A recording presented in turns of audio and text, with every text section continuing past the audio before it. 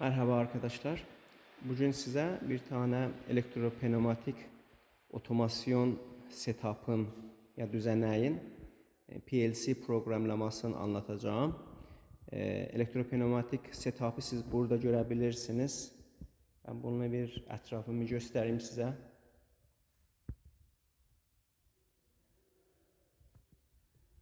Tabii bu setup için bizim bir tane PLC kullanırız. PLC'yi de buradan görürsünüz. Hatta yan tərəfdən belki PLC'nin modelini də görə bilirsiniz. 1214C PLC'sidir. Şimdi bu otomasyon setup'ın çalışma məntiqi nədir? Onu biraz anlatmaya çalışırım. Bizim bir tane burada bir lineer doğrusal silindirimiz var. Şimdi tam açılmış durumundadır. Geri alınırsa bu şekilde bu toplanmış olur. Silindiri çok net görmüyoruz. Silindir bu plastik parçanın içindedir. Şimdi açılırsa bu vəziyyətdədir. Peki bu ne iş yapıyor?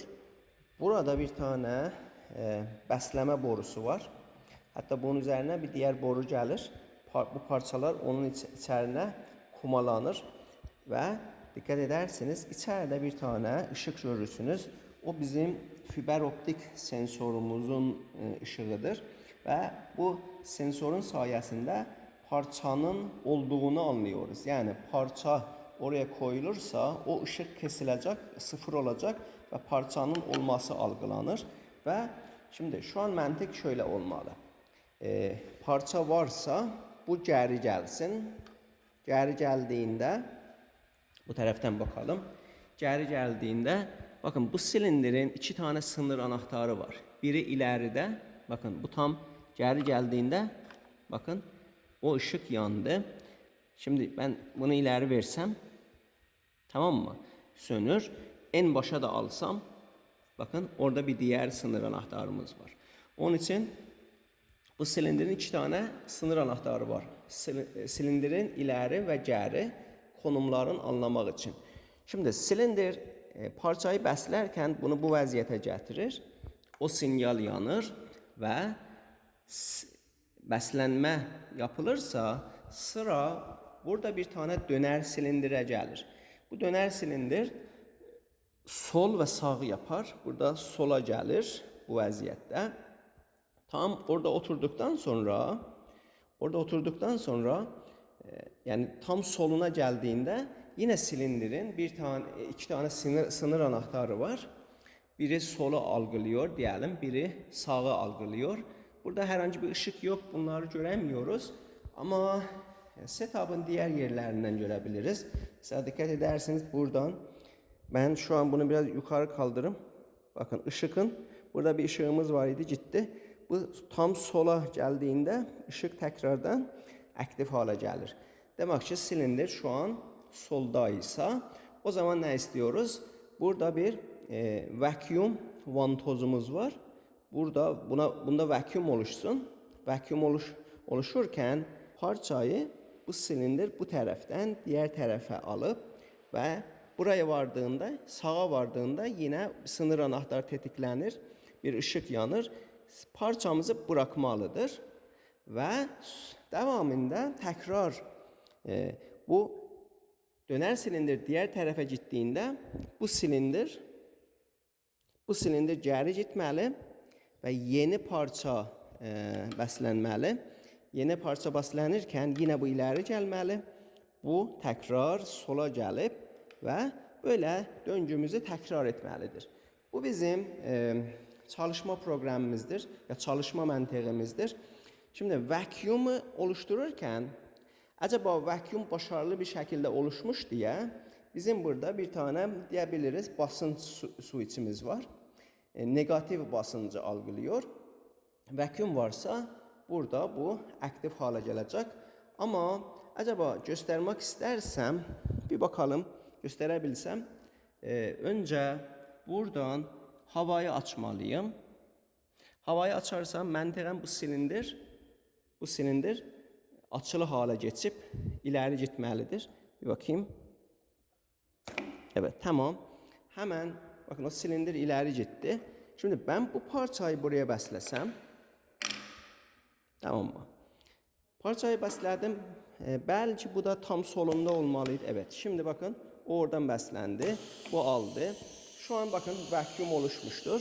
Şimdi diyelim ki hatta bu boruyu ben yerleştiririm. Parçalar daha rahat oraya koyulsun diye. Parçalar daha rahat koyulsun diye bu borunun içerisine ben bırakacağım. Ve artık bakın nedir? Alır diğer tarafta bırakır. Orada düşürler de ama bu çalışma menteğinin programlama istiyoruz.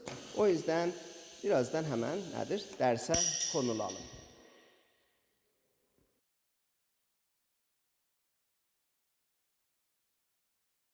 Evet arkadaşlar, otomasyon setup'ın elektropneumatik devresini burada size gösteririm.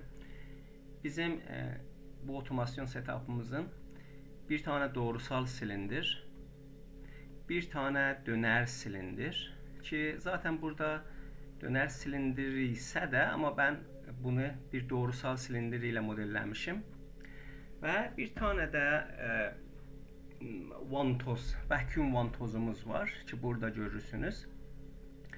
Bu vacuum vantozu bir taraftan hem vacuum oluşturur ve bir diğer aşamada da bir üfleme gerçekleştirir. Şimdi biraz buna bakalım. Bu bəsləmə silindiridir. Bəsləmə silindiri çift etkili bir silindir ki bir tane 5-2 valve ile bu kontrol edilir. Dikkat ederseniz valve'in bir tarafı yaylıdır, diğer tarafı ama nedir? Bir elektrik sinyal alır. Elektrik sinyal Q00'a yazılır. Yani Q00'ı biz aktifləşdirirsək, bizim valve'imiz bu konuma geçecek. Bu konuma geçtiğinde dikkat edersiniz o zaman silindirimiz geri gelecek. Bu normal vəziyyətində yay üzərindədir. Normal vəziyyətində o zaman nədir? Dikkat edersiniz silindir hep açılmış vəziyyətdədir. Yani bu şaft sola doğru kaymışdır ve böylelikle açılmış halinde biz I01'i görürüz. Bu bizim bir sınır anahtarımızdır ve biz bunu bir tane girdi olarak algılayabiliriz. Ama Q00 aktif ise o zaman bu şaft ya silindir sağa doğru hareket edecek, toplanacak ve I02 girdimiz mevcut hale gelecek.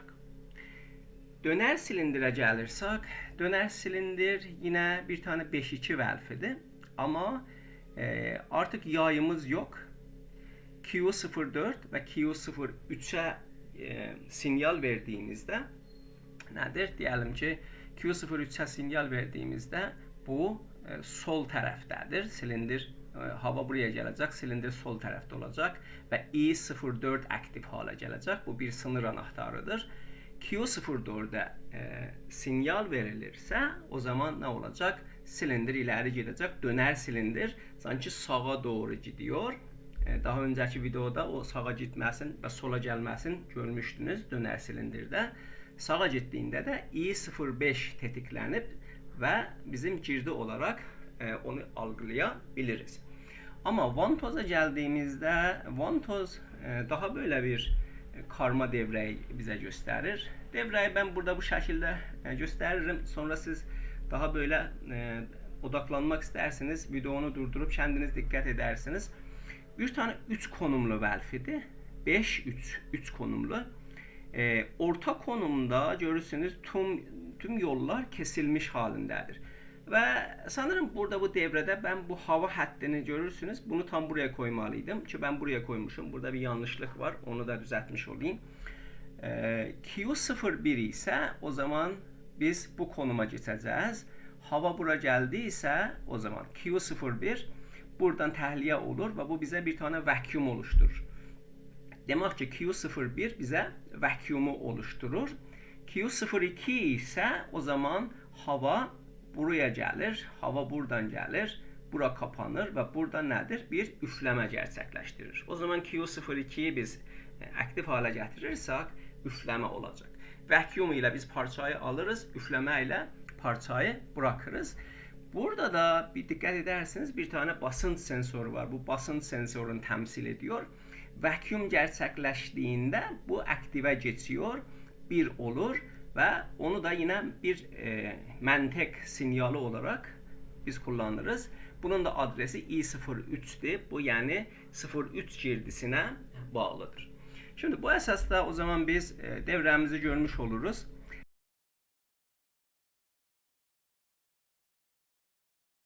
PLC programlamaya böyle başlıyoruz. Ve açıldıktan sonra tabii ben bir tane yeni proje oluşturmalıyım. Bu projeyi daha önceden ben oluşturmuşum, programlamamışım, programlama yapmışım. Zamanla biraz tasarruf edelim diye en baştan programlamayı yapmayacağım ve sadece programın mantığını size anlatmış olacağım. O program burada görünür. 07 Festo Setup. Zaten otomasyon setlerimiz Festo firmasına aitler. Bunlar eğitim amaçlı tasarlanmış. Gerçekten çok da güzel tasarlanmış. Tam endüstriyel bir otomasyon sistemine olacağını, ne olabileceğini tam burada uygulamışlar. O yüzden bir tane otomasyon tasarım örneği olarak da biz ona bakabiliriz. Sırf PLC programlama değil bile. Belki bir tane donanım açısından bir otomasyon setup'ı ne olabilir, ne olacağını da bize nedir gösterir. Ben buradan tabii programı Open'a bassam açarım. Ama şöyle bir şey var. Onu size anlatacağım. Bu otomasyon setup'ları biraz ne diyelim 6-7 ile önce aitler. Yani bunların üzerindeki PLC'ler 12-14C PLC'lerdir ve bu PLC'lerin üzerindeki firmware yazılım güncel versiyon değildir. Şimdi bunu güncelleştirebilmeye ben düşünürüm ama henüz yapmamışım. O yüzden bu halinde yani eski versiyon halinde biz PLC'lere bağlanmak istersek biraz sıkıntı yaşanır. O sıkıntıyı ben bir türlü giderdim. Önce programa geçmeden o sıkıntıyı biz nasıl gideririz size anlatacağım. O yüzden bu projeyi açmadan önce o sıkıntı nasıl giderilir bir yeni proje oluşturmayla göstereyim. Hem sıkıntının ne olduğunu göstereyim hem de nasıl giderilir size göstereyim. Sonra nedir? Programlamamıza geçeriz. O yüzden ne yapalım? Eski firmware'e bağlanma desem sanki böyle bir isim veririm. Eski firmware'e olan PLC'ye nasıl bağlanır adında bir tane dosya oluştururum ve create'e basıyorum.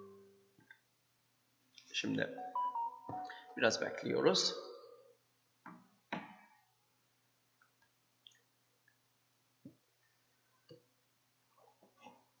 Tamam mı? Şimdi kesin biz nedir? Projeyi configure device ile başlıyoruz ve add new device'dan PLC'mi seçeceğim. PLC'min ne olduğunu daha önce göstermişim. Yine onu size burada görsel olarak da görebilirsiniz. Benim PLC'm 1214C budur. Bakın bu modelde 1214C DC. Bunun alt versiyonunu açarsam benim PLC'm bu olmalı. Yani PLC'nin yan tarafındaki görselden de biz bunu anlıyoruz.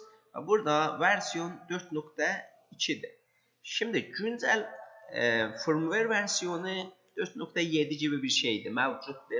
Ben bunu Siemens'den bir türlü indiremedim, yükseltemedim. O yüzden ben burada add desem, bakın PLC'me bakalım ne olacak. Şöyle bir şey yaşanacak. PLC'ye yazılım buluyor. Yani PLC'yi bulur. PLC'nin olduğunu anlıyor. Amasına birazdan bakalım.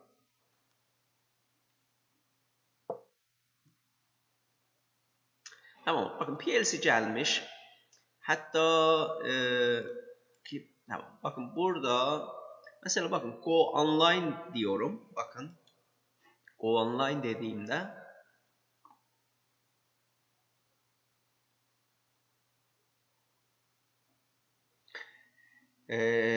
PLC burada.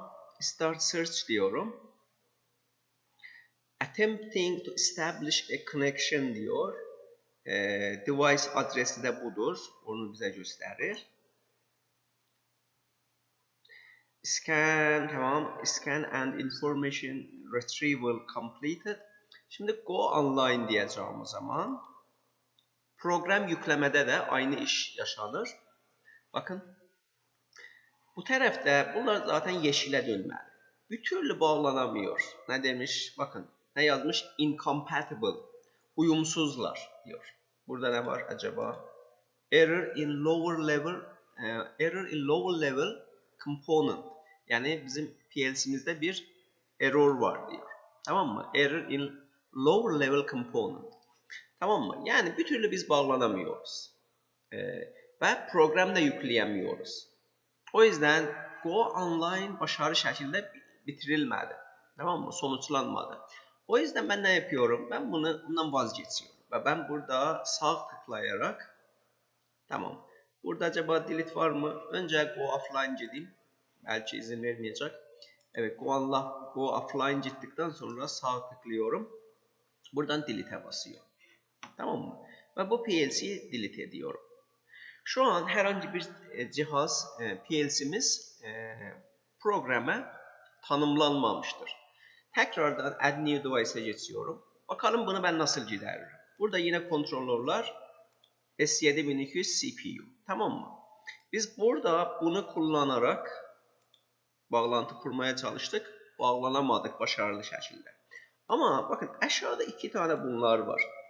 Unspecified CPU. Yani PLC'ye bağlanmayı biz PLC'nin modelini vermeden her şeyi sanki yazılıma bırakırız.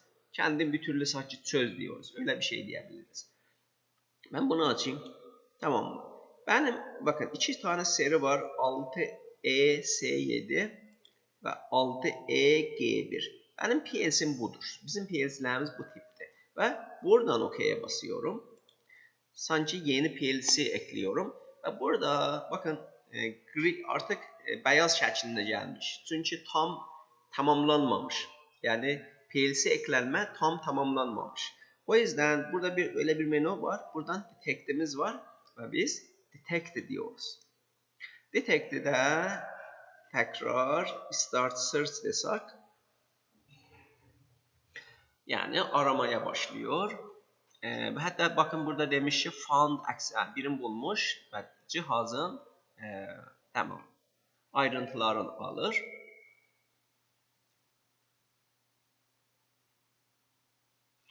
Ve birazdan tamam sanki bitmiştir. Buradan detect'e basacağım. Tamam mı? Detect bakın aktif halindedir. Yani tıklanabilir halindedir. O yüzden detect diyorum. Bakalım bulacak mı? Evet. Bakın PLC'mizi buldu. Bu daha öncekine benziyor. Ama buraya kadar. Ama şimdi bakalım. Acaba Go Online desem bu online'ı başarılı şekilde yapabilecek mi? Diyorum. Ve Start Search.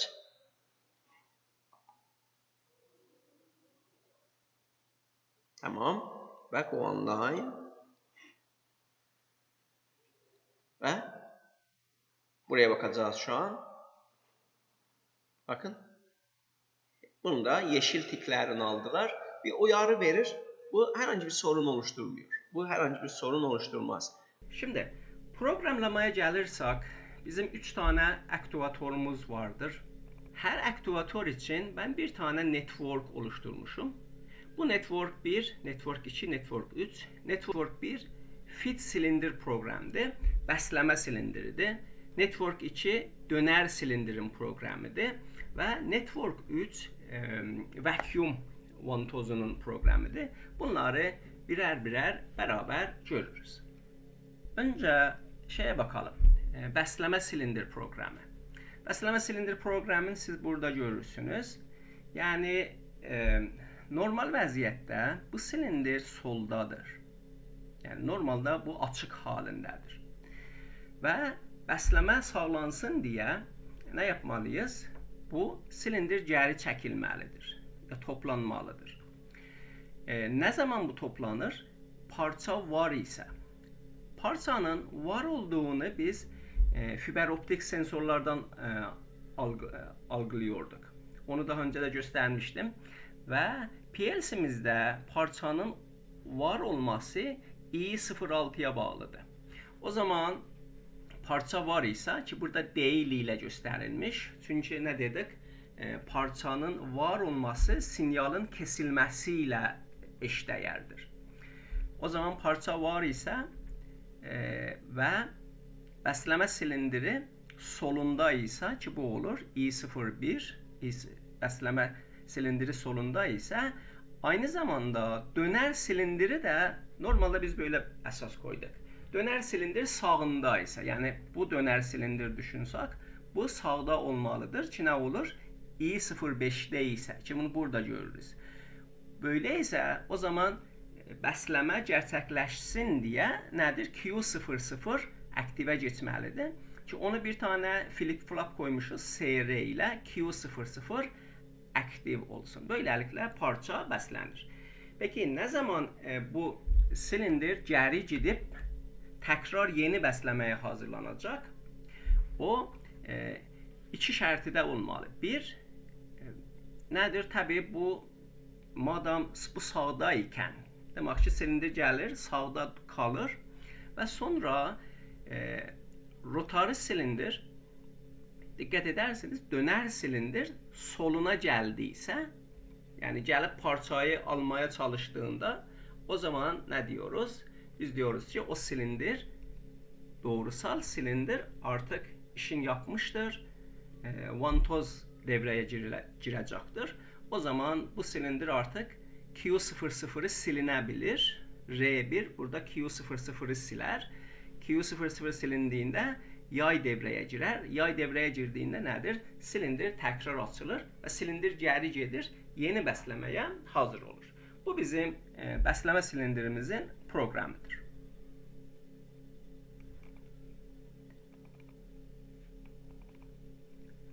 Döner silindirin programlamasına gelirsək, döner silindirin programlaması Network 2'də gerçəkləşir.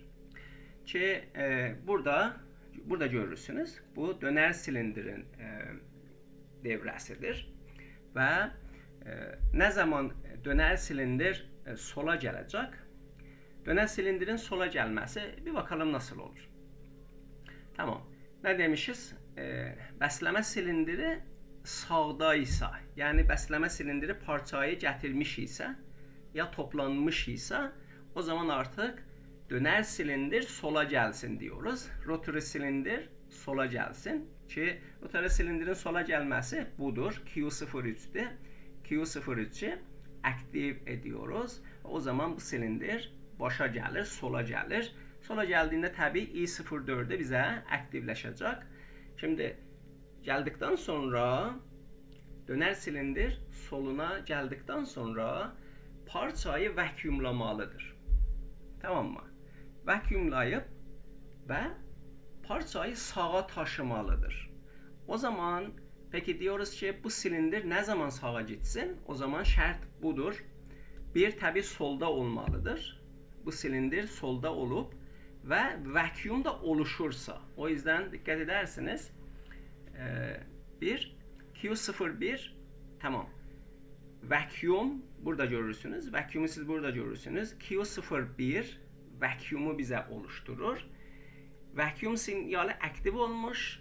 Aynı zamanda vakum sinyali başarı olursa o zaman ne diyoruz? O zaman diyoruz ki döner silindir ne olsun? Sağa doğru gitsin. Ki burada nedir? Onu da Q04 ile söylüyoruz. Ki onu nedir? Siz buradan görebilirsiniz.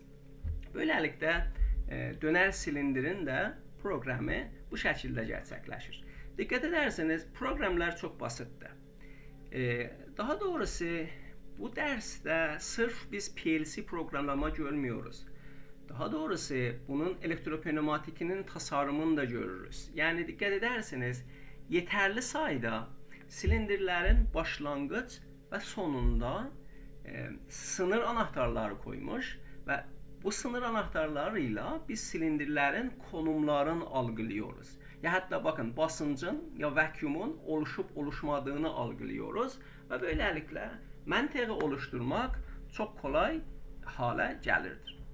Şimdi ve son olarak da biz buraya geliriz. Son olarak da 3. network'da vacuum vantozunu görürüz ve devresi de yine buradadır. Bu ikisi bir arada gelmiş. Ne zaman biz vacuum oluşturmalıyız? Bəsləmə silindiri toplanmış ise onu bir bakalım. Bakalım air cup yani cup air suction bu nedir? Bu bizim vantozumuzdur. Vantozu burada bunu kurma haline geçmiş. Set etme haline geçmiş. SR kullanmışız. Ona da dikkat edelim. Hangi şərti də olacak? Rotary silindir, döner silindir bu soldayken. Yani döner silindir soluna gittiğinde o zaman ki onu biz neyle anlıyoruz? I04 ile anlıyoruz. O zaman vacuum oluşsun diyoruz. Peki ne zaman vacuumu biz bırakacağız? Ya vacuum sinyalini sileceğiz. Döner silindir sağa gittiğinde ki onu da burada görürsünüz. Döner silindir I05 bu. Sağa gittiğinde artık vacuuma ihtiyacımız yok. Parçayı bırakmalıyız. Ve böylelikle parçayı nedir? Bırakırız. Bir tane de burada bunu görebilirsiniz. Döner silindir sağa geldiğinde parçayı bırakma anında bir tane de üfleme gerçekleşsin diye. Onu da nedir? Q02 ile yapıyoruz. O zaman ne demişiz? Bakın burada.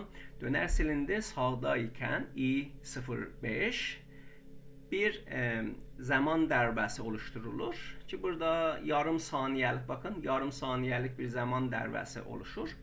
Ve bu nedir? Bu bize Q02'yi yarım saniyelik aktifleşir ve böylelikle bizim vantozumuz hava üflüyor ve o zaman kesin parçanın vantozdan ayrılmasından nedir? Emin oluruz. Böylelikle bizim programımız bitir. Ve bu programı yazdıktan sonra tabi nedir? Biz bunu sisteme yüklemeliyiz. Yükleyip denerseniz o zaman aynı çalışma menteği sizin için ortaya çıkacaktır. Böylelikle bu dersin ve bu otomasyon setup kontrolünün sonuna gelmiş oluruz. Umarım ki size faydalı olmuştur. Diğer derse kadar görüşmek üzere. Hoşça kalın.